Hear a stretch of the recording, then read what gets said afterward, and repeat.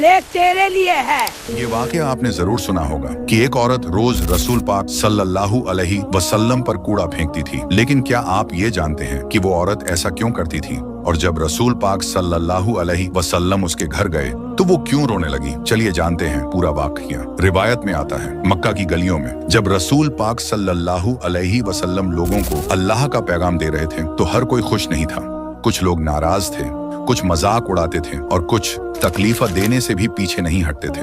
انہی میں سے ایک عورت تھی جو ہر روز ایک ہی کام کرتی تھی۔ جب بھی رسول صلی اللہ علیہ وسلم اس راستے سے گزرتے وہ اوپر سے ان پر کوڑا پھینک دیتی، اور حیرانی کی بات یہ ہے کہ وہاں اور لوگ بھی ہوتے تھے، صحابی بھی دیکھتے تھے، لوگ بھی دیکھتے تھے، لیکن کسی نے اسے روکنے کی کوشش کیوں نہیں کی؟ کیونکہ رسول پاک خود کبھی یہ نہیں چاہتے تھے کہ کسی کے ساتھ زبردستی یا سختی کی جائے۔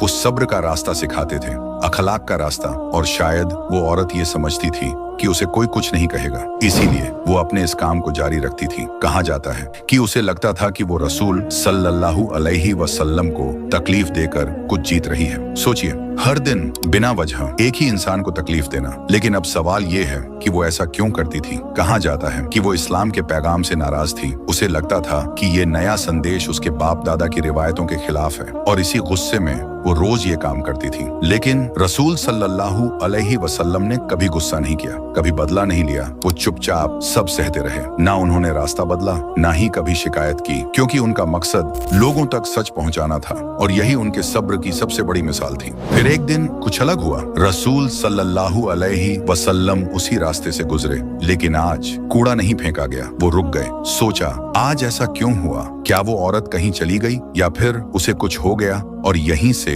اس واقعہ کا سب سے خوبصورت حصہ شروع ہوتا ہے۔ محمد صلی اللہ علیہ وسلم سیدھے اس عورت کے گھر پہنچ گئے، دروازہ کھٹکھٹایا، اندر سے بہت کمزور آواز آئی۔ پتہ چلا وہ عورت بیمار تھی۔ اب ذرا سوچئے، جسے وہ روز تکلیف دیتی تھی آج وہی اس کی خیریت پوچھنے آیا تھا۔